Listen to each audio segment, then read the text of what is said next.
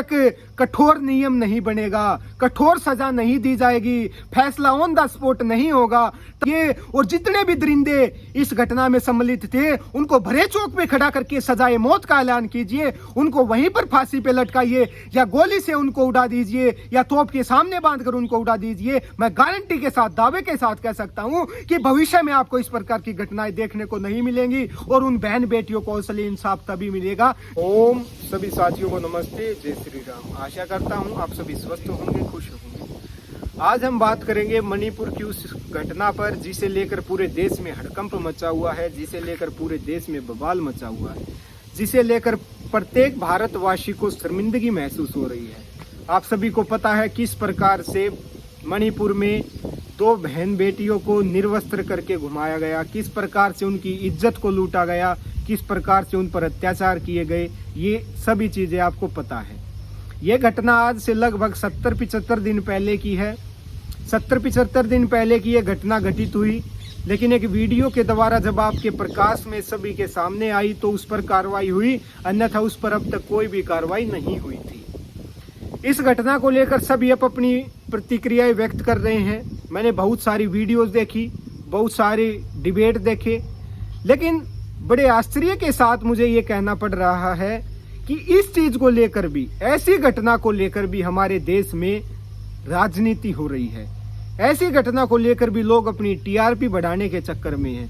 ऐसी घटना जो पूरे देश को शर्मसार कर रही है, उसे लेकर भी हमारे देश में इस प्रकार के कोई भी विचार, इस प्रकार की कोई भी बात मैंने कहीं पर भी देखने को नहीं मिली, कहीं पर भी सुनने को नहीं मिली कि इस चीज को लेकर हम भविष्य में ऐसे कौन से कदम उठाएं कि भविष्य में हमारी बहन बेटियों के साथ इस प्रकार की घटनाएं घटित न हो। इस प्रकार से हम कौन से कदम उठाएं जिससे हमारी बहन बेटियों के साथ इस प्रकार का व्यवहार हुआ, इस प्रकार से उन्हें निर्वस्त्र करके घुमाया गया, उनको किस प्रकार से हम इंसाफ दिलाएं। इस प्रकार की कोई भी बातें नहीं हो रही, केवल अपनी राजनीति चमका रहे हैं, केवल अपनी टीआरपी बढ़ा रहे हैं। किस प्रकार से इस हमारे देश में नारी की सशक्तिकरण की बात होती है। एक तरफ बेटी बचाओ बेटी पढ़ाओ का नारा देते हैं, दूसरी तरफ उसी देश में भारत में हमारी बहन बेटियों को निर्वस्त्र करके घुमाया जाता है, सरेआम उनके साथ बलात्कार किया जाता है, उन पर अत्याचार किए जाते हैं।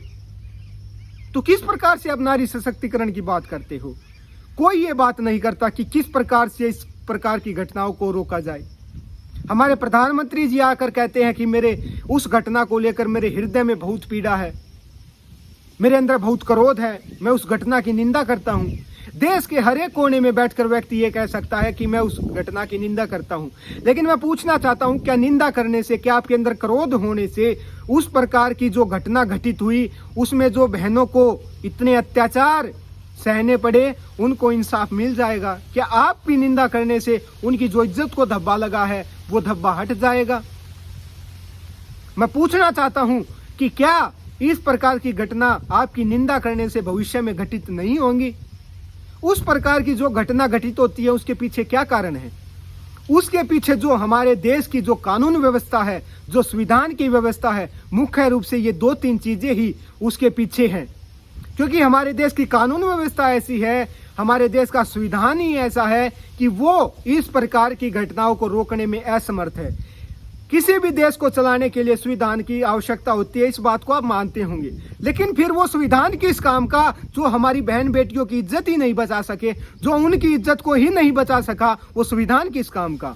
अब उस घटना में जो आरोपित थे उनको गिरफ्तार किया गया, उनको गिरफ्तार करके 100 आरोपित के आसपास उनमें आरोपित थे, लेकिन उनमें से 100 आरोपियों में से केवल और केवल 3-4 की गिरफ्तारी अब तक हुई है, वो भी 70-75 दिन के पश्चात, और उन्हें भी अब पकड़ के जेल में डाला गया है। अब उन पर केस दर्ज होगा, फिर उन पर केस चलेगा, फिर उन पर तारीखें लगेंगी, दलीलें होंगी, पता नहीं क्या क्या होगा, और अंत में पता नहीं उन बहन बेटियों को इंसाफ मिल सके या नहीं मिल सके। यही कारण है कि हमारे देश में इतनी घटनाएं घटित होती हैं। इस प्रकार की घटना घटित होने का मुख्य कारण यही है कि लोगों के अंदर थोड़ा सा भी संविधान के प्रति, नियम के प्रति किसी भी प्रकार का डर भय नहीं है। अगर इसी प्रकार से हमारा देश चलता रहा तो आप ये मत सोचिए कि भविष्य में आने वाले समय में इस प्रकार की घटनाएं हमारे देश में होनी बंद हो जाएंगी। आप ऐसा मत सोचिए। जब तक कठोर से कठोर कदम नहीं उठाए जाएंगे, जब तक कठोर से कठोर नियम नहीं बनाए जाएंगे, तब तक इस प्रकार के दरिंदे इस प्रकार की घटनाओं को अंजाम देने के लिए कभी भी नहीं रुक सकते। जो आरोपित इस घटना में सम्मिलित थे, जितने भी आरोपित थे, उन सबको भरे चौक पे खड़ा करके तोप के सामने बांधकर उनको सरेआम सजाए मौत दीजिए। मैं दावे के साथ कह सकता हूं कि आने वाले भविष्य में इस प्रकार की घटनाएं आपको देखने को भी नहीं मिलेंगी। लेकिन अगर इसी प्रकार से संविधान, इसी प्रकार का कानून आपके देश में चलता रहा तो इस प्रकार की घटनाएं कम होने की बजाय और भी अधिक बढ़ेंगी। क्योंकि जब तक किसी देश में, किसी समाज में किसी भी प्रकार का एक ऐसा कानून नहीं होता जिसे सोचकर, जिसे देखकर ऐसे आरोपित जिसकी रूह ना कांप जाए, जब तक वो कानून लागू नहीं होगा तब तक आप इस प्रकार की घटनाएं कभी भी पूर्ण रूप से बंद नहीं कर सकते। अपनी बहन बेटियों की इज्जत नहीं बचा सकते। ये कानून, ये संविधान हमारी देश की बहन बेटियों को, उनकी इज्जत को बचाने में असमर्थ है। कितने दिन से यह संविधान चलता आया है, कितने दिन से यह कानून चलता आया है, लेकिन उसी प्रकार आप देखिए कितनी हमारी बहन बेटियों की इज्जतों को लूटा गया, कितनी उनके साथ दरिंदगी हुई, कितने बलात्कार हमारे देश में होते हैं। तो क्या यह संविधान आगे इन चीजों को बचा लेगा? क्या यह संविधान भविष्य में इस प्रकार की घटना न हो, इसकी जिम्मेदारी लेता है? लेकिन मैं जिम्मेदारी के साथ ये कह सकता हूं कि जब तक कठोर नियम नहीं बनेगा, कठोर सजा नहीं दी जाएगी, फैसला ऑन द स्पॉट नहीं होगा, तब तक इस प्रकार की घटनाएं नहीं रोकी जा सकती। अगर भविष्य में इस प्रकार की घटनाओं को आप सच में रोकना चाहते हो, सच में बेटी बचाओ बेटी पढ़ाओ का नारा देते हो, बेटियों की इज्जत को बचाना चाहते हो, आगे आने वाले समय में उनको निर्वस्त्र होते नहीं देखना चाहते, तो कठोर नियम बनाइए और जितने भी दरिंदे इस घटना में सम्मिलित थे उनको भरे चौक पे खड़ा करके सजाए मौत का ऐलान कीजिए। उनको वहीं पर फांसी पे लटकाइए, या गोली से उनको उड़ा दीजिए, या तोप के सामने बांधकर उनको उड़ा दीजिए। मैं गारंटी के साथ, दावे के साथ कह सकता हूं कि भविष्य में आपको इस प्रकार की घटनाएं देखने को नहीं मिलेंगी। और उन बहन बेटियों को असली इंसाफ तभी मिलेगा जब उन दरिंदों को सजाए मौत होगी। अगर आने वाले 2 साल में, 3 साल में, 4 साल में उनको सजाए मौत होती है तो आप इसको इंसाफ मत मानिए। ये उन बहन बेटियों के साथ इंसाफ नहीं होगा। शक्ति है।